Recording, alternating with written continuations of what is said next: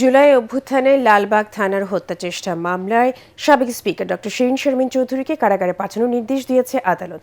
মামলা তদন্তকারী কর্মকর্তা 2 দিনের রিমান্ড চাইলে আদালত তা নামঞ্জুর করে এই আদেশ দেন। এর আগে গোয়েন্দা কার্যালয় থেকে দুপুরের দিকে তাকে আদালতে নেওয়া হয়।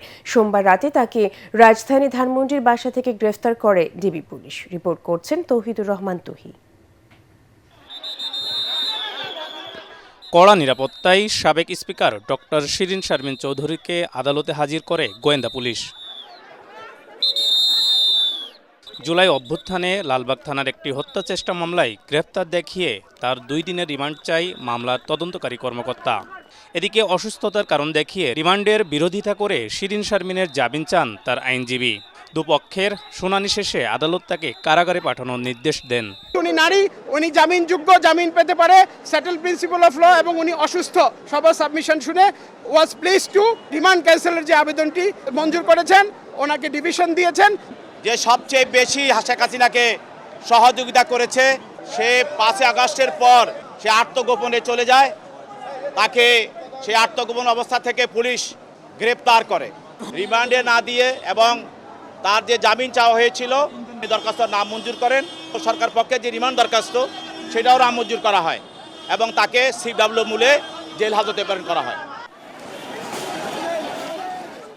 24শে জুলাই গণ অভ্যুত্থানে শেখ হাসিনা ভারতে পালিয়ে যাওয়ার পর আত্মগোপনে চলে যান সাবেক স্পিকার শিরিন শারমিন। দীর্ঘ 20 মাস লোকচক্ষুর আড়ালে থাকা জাতীয় সংসদের সাবেক এই স্পিকার অনেকটা নাটকীয়ভাবে আটক হন ধানমন্ডির নিজ বাসা থেকেই। মধ্যরাতে ডিবি পুলিশের একটি দল তাকে আটক করে মিন্টো রোডের গোয়েন্দা কার্যালয়ে নিয়ে জিজ্ঞাসাবাদ করে। ছাত্র জনতার তীব্র আন্দোলনের মুখে 2024 সালের 5 আগস্ট সংসদ ভবন এলাকার নিজ বাসভবন থেকে বের হয়ে আত্মগোপনে চলে যান তিনি। শেখ হাসিনা সরকারের পতনের 27 দিনের মাথায় 2024 সালের 2রা সেপ্টেম্বর পদত্যাগ করেন সাবেক এই স্পিকার। জুলাই গণ অভ্যুত্থানে সহিংসতার ঘটনায় শিরিন শারমিন চৌধুরীর বিরুদ্ধে একাধিক মামলা হয়। এর মধ্যে রংপুরে গুলিবিদ্ধ হয়ে স্বর্ণ শ্রমিক মুসলিম উদ্দিন নিহত হওয়ার ঘটনায় সাবেক এই স্পিকার ও সাবেক বাণিজ্যমন্ত্রী টিপু মুন্সি সহ 17 জনের বিরুদ্ধে হত্যা মামলা করে তার পরিবার। এ মামলায় কারাবন্দী রয়েছেন সাবেক বাণিজ্যমন্ত্রী টিপু মুন্সি। শিরিন শারমিন চৌধুরী রংপুর 6 আসন থেকে নির্বাচিত হয়ে সংসদ সদস্য হয়েছিলেন।